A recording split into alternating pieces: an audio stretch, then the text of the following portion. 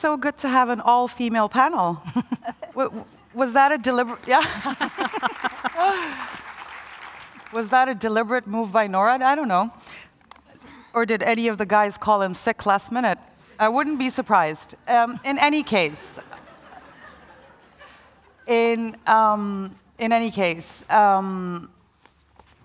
we have so many topics to cover during this session and so little time. So Mamta, I'm actually going to hand it over to you to comment on what you've been hearing from the different speakers. And I also do know that we were sitting backstage and heard very little. So you were reading lips. So yeah, go ahead. What are some of the key issues that you sort of picked up on that you want to delve into? Thank you so much, Ayesha, and hello, everyone. I'm really delighted to be here today. It was very hard to hear what was being said, but I do know that we are talking about the backlash against women's rights. So I want to say two things about that. First of all, there is an ongoing backlash, and it's one that's extremely worrying. And it's related to a number of factors that we can talk about that, and Winnie touched upon it very eloquently in what she said, or what I could hear of what she said. The second thing I want to say is that at the World Bank, we firmly believe in supporting the rights of women. And although we're not a rights-based agency, and we are an economic development agency, we know there can be no economic development without the realization of rights of women. There can be no economic development, there can be no investment in human capital, there can be no democracy and good governance, no peace, no security, no resilience, without realization of rights, without women realizing their rights. And that's why we support the rights of women. I can say a lot about the kinds of things that we do, but I'm going to reserve that for later in the panel. I just want to say that it's not work that as the World Bank we can do on our own. Our mandate is to work with and through governments, but working with and through governments is not enough. We also work with a broader community of stakeholders, civil society organizations, and the private sector to support the realization of rights of women. We have a new gender strategy which we will launch on International Women's Day, and it's speaking very much to this issue of realizing the rights of women, expanding economic opportunities for women, ending gender-based violence, and supporting women's leadership. I mean, you've got your bucket list. That's incredible. So my question is, I mean, I have the honor of sitting with these, you're all representing multilateral organization, which means muscles and machineries. And what I would be interested in knowing is what are some of the advantages and disadvantages of being a multilateral organization, trying to fight the backlash? And I think, Winnie, I'm going to hand it over to you first. Advantages and disadvantages. Thank you, Ayesha. Well, we represent, as United Nations, the global community of states and their people. We are responsible for building global frameworks for human rights, for development, for like the climate challenge. We bring the countries together to agree. We bring movements of people together to support or to challenge governments to reach the best global solutions. So we have that advantage of being in countries to hold them accountable on the promises, the commitments they make. That's what we do. We are in countries to support governments to implement the decisions that they have agreed upon. On the question of human rights, we have an advantage of being able to locate ourselves in very sensitive debates that are often shrouded in notions of sovereignty, and to be able to cut through and say, well, we're just talking about what you signed off on. Can you give some examples? Yes, I'll give you examples on LGBTQ rights. Yeah. Right now, there's a huge pushback against LGBTQ rights. And many countries, governments are saying, this is not cultural, this is not our tradition, it's against our religion. I go to those countries, we are in over 90 countries as UNAIDS, and we say, this is about the right to health, this is about fighting HIV, and we know with our evidence that gay men are more vulnerable to HIV, and that if they do not have access to services, we will not end AIDS. So we work through the lens of health to fight for the human rights of LGBTQ people. I go into countries where they are criminalized. Yeah. I hold meetings. I go to press with groups of gay men, transgender women, sex workers. I take photographs with them, I hold meetings with them, and then I go and meet the president. I'm not asked any question of So that's why. Probably the advantage of representing the UN, sort of this machinery. To use the platform. Exactly. So it helps you use the platform to elevate the causes in a different way. So, Joanna, it was really fascinating because all I managed to pick up from your keynote based on reading your lips was sex, sexual rights, sexual education. Is that what I spoke yes. about? Yes, and then when I told you that, you told me that, yeah, that's exactly what I was talking about. And it struck me how incredibly impossible this conversation, LGBTQ or sex, sexual education, sexual rights, just uttering those words in a lot of countries. Yeah. How difficult that would be. So how do you navigate? I mean, you speak about it with such confidence. And where I work, you can't talk about it. And I'm sure UNESCO is working in those countries. So how do you navigate that? Well, I think I'm in a fairly friendly audience here. To be able to talk about sex it's not and I apologize if that makes anyone... It's not being streamed. It is. Well, it's a really important thing to talk about. Everybody has different aspects to their life, and majority of people around the world at some point are going to need to learn and understand about their sex life, about reproduction, and about their sexual health. So let's not be shy about it. Even though I'm British, I've overcome that shyness and have found the way of talking about it. I'm very impressed. Well, thank you. But of course, that's not what I'm going to open a conversation with if I'm in a setting where that's a very sensitive thing to talk about. And I think being able to understand what is motivating and what is important to different people is the first step in understanding how you can have these difficult conversations. So there are some countries where we do our work and on looking at the evidence and talking to different civil society groups, talking with teachers, for example, we'll hear that people are really very concerned about adolescent pregnancy. That's a big issue in many countries, and it's an issue that's leading to girls dropping out of school. So we are talking to ministries of education, for example, who are committed to making sure that girls fulfill their right to education and stay at school for as long as possible. Well, if being pregnant is stopping them from accessing education, then we need to talk about that, and nobody is shy to talk about it. So then we can follow a conversation and start saying, well, what does the evidence show about what is a good way to support girls? How can we make sure that these pregnancies... And does that, I mean, do you succeed? Are they data-driven? I'm just assuming that some leaders around this world, I mean, the Taliban, case in point, you show them data, they're going to be like, who cares?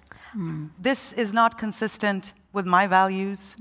Yeah, values are really important, and that's why we work with partners like faith leaders. So the people nice who segue. I was, quoting, they're people that we work with in partnership with, because one of the disadvantages that I would say of being, and you asked the question before, of working in the UN is we're quite large institutions, and I work in a global capital in the global north. I'm not listening and hearing every day to conversations in the countries where many of our programs are working, but my colleagues are, and we're working with civil society partners, and we're trying to do research and study and understand what the contexts are and what would drive people. Most people in many countries of the world have a reasonable acceptance and ideology around gender equality, particularly amongst younger people, around education, preventing pregnancy, and preventing harm to children. So if we can work on those principles, we may never need to use the word sex in an initial conversation, and maybe one day we'll get to a point where a more comprehensive set of topics are being taught in schools, but we can't expect it tomorrow. Give me a good synonym for sex. Imagine you're sitting with Ayatollah Khomeini. What is the word? And you can all answer that. I don't want to turn you into the sort of sexual education person because you're all working in that field. I think I would talk about needing, if we're talking in an education context, about young people needing to learn about healthy interpersonal relationships, and that one day we hope that they may be, in that setting, in healthy marriages and be able to bring up healthy children. That's something I'm going to take with me into my conversation. And I just want to bring it back a little bit, because we now have the UN, 2 different UN agencies. We have the World Bank, a donor in and of itself. And some of the dilemmas that you have to deal with in terms of, I mean, from the UN perspective, how much of your programs are donor-driven? And how much are they driven by actual needs on the ground? And I can list endless examples of where that is happening. And how do you navigate these dilemmas? So I think Executive Director goes first. Well, thank you. I think you've raised a very important question. The issues that we deal with, the human rights issues, belong to the people. And in our work, I think the most important part of our work is about putting power in people's hands to fight their battles, their human rights battles. I'm coming from the women's movement. We were told many times as we were fighting for our rights that we are westernized, we are buying into a Western agenda. After all, we have a check from Norway or Sweden or someone supporting us. But we asserted ourselves, said this is about us, and we linked the fact that it's about our rights as women, but it was also our rights as poor people of the South. It was also our rights as black people and the exclusion we suffer as people of color, and that we were going to fight this holding hands with others. We were not going to be stopped, but it's our struggle. So the best part of my work in the United Nations is the work that I do with communities, the work that where I really see that I have helped a group of young people living with HIV to come together, to have a program, to have a voice, to sit at the table and demand services from government.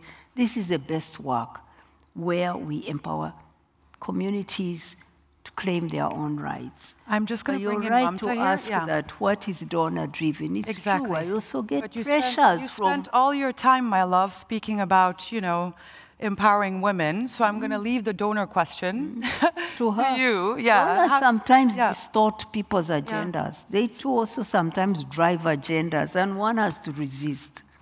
See, now you're getting there, but sadly we just have 5 minutes. so Mamta, tell me a little bit about, So you talked about what are the strengths and weaknesses of working in a multilateral institution. Look, for the World Bank, the fact that we're a multilateral institution gives us enormous strengths. We are backed by our shareholders. This allows us to borrow in the international markets and make resources available to developing countries. This would not be possible. This is a big plus. We also have a board, a resident board, where issues are discussed, whether it's LGBTQ issues or the Taliban's ban on education for women. And that's a great forum, and it's a forum that still functions today, even though we have fractured geopolitics, right? But it does mean that sometimes things take longer because we have to get consensus at our board. So when in 2021, when everybody withdrew, Yes. all the donors withdrew from Afghanistan, we had a big debate at the board of the World Bank, and it took us some time to go back because we had to get consensus amongst everybody, including taking the views of our largest shareholder. So this is the drawback, if you like. This is, and I'm really happy that you mention it yourself. And I'm just going to actually throw the question back to you again. So who is supposed to operate and deliver services, back women, while the World Bank and their shareholders are deliberating? Who's going to fill that gap? That gap was filled by humanitarian agencies and other agencies on the ground. And I'm very happy that we were able to go back first on health and livelihood support. And inshallah, we will go back on education as well very shortly. I want to come to your second question about our agendas donor-driven. Yes. Look, because we work with and through governments, we have to be discussing with governments, and they have to agree to what they decide how the resources of the World Bank are going to be used. And that has pluses and minuses as well, because their priority might not be women's rights or women's empowerment, and there we play an advocacy role and encourage them to think about all the benefits of supporting women and women's rights. And we do this through generating data and knowledge. We do this through working with other partners. We do this by demonstrating that this can have a benefit. And finally, we work cumulatively. So you start with something and then you hope to expand it. Okay, if this is going to be a mea culpa. Give me the real I am going to truth now. I'm going to do the mea culpa here and tell you where we fail. We as a UN, as donors, where we fail. Yeah. On HIV, you know, in Africa, where the biggest problem of HIV is, the biggest burden, the new infections are primarily among girls and young women. 3 out of 4 new infections in this age group of 15 to 24, 3 out of 4 are girls. In the age group 15 to 19, it's 6 out of 7 new infections are girls, 1 is a boy. So it's a big problem about girls' inequality. Now, our evidence shows that if a girl can stay in school and finish secondary school, even if it's just a poor structure and the teaching is poor, but she's in that space, that infection, that vulnerability can reduce by up to 50%, just staying up to the end of high school. So it just is common sense. Get those governments to roll out universal secondary education, poor quality, but slowly they will add quality, but get the girls in the school space. So we called for that. We work across 11 agencies. We started something we call Education Plus. The government saw it. 13 governments, head of state level, signed on committing to work progressively to give girls a full round of secondary education. But guess what? Then we start saying, no, but HIV is not about education. Exactly. Let the education people talk about it. You are in health. Do health. Don't talk about it. So no integration, basically, Yeah, we are siloed. And that siloing makes also the donors I've put my money on this, it's not on this. And we are unable to bring it together and say that secondary education will reduce AIDS, reduce teenage pregnancy, reduce early marriage, reduce sexual violence, increase growth. All those things come together through that. So you have a donor sitting next to you, and then you have a donor sitting somewhere here. Yeah. This one who does education, doesn't do health, won't put the money there. So we are But I mean, you're running really, around like headless You're chicken. really touching, you're really touching the core issue here. My question is, we've had these conversations for years and years. This is probably not the first time you say it or the first time you hear it and the first time you agree to it. But where do we go from here? One thing is obviously fighting the backlash, needing all the resources, but internally within sort of the organizations that are supposed to do this work, like where do we go from here? This is why we created the Human Capital Project, to look at things in an integrated way, because as Winnie is saying, it's all related. You can't have good school outcomes if you don't have basic nutrition and health. And you can't have good health if you don't have girls and boys getting through secondary school. So one of the things we did was create the Human Capital Project, in which we look at things through the lens of what is going to expand the opportunities of young people and expand their potential, and what are the multiple things that they need to have access to. It's become a platform through which we communicate with governments and other stakeholders about the range of issues that need to be covered in an integrated way. And we started with 28 member countries. Now we have 95 member countries, and that includes rich and poor countries who want to look at these issues of human potential in an integrated way. And then it also comes from, we're out of time. Oh, we're out of time. It also comes from talking to purse holders, whether they are donors or ministries of finance, to think about these things in an integrated way. You keep pointing there when you say donor. I know from Afghanistan that you are, equally important. Our resources come from somewhere. I promised the organizers that I was going to stick to the time. And Joanna, I'm not letting you off the hook as yet. One final message from your side.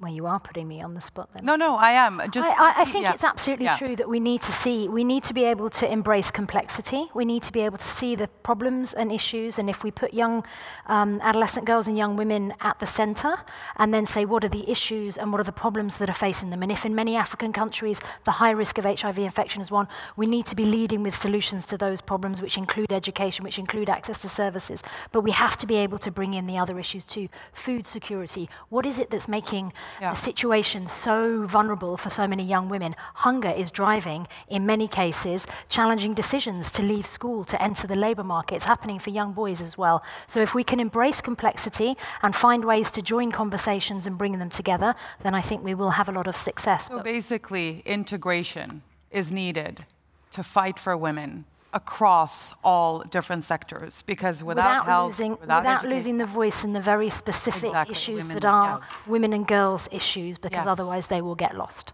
Because, as we all know, women and girls don't just have one issue, multiple issues, and they're all interlinked. And I didn't mean that in a sarcastic or misogynist way. Thank you so much for being with me today. Thank you. You were excellent.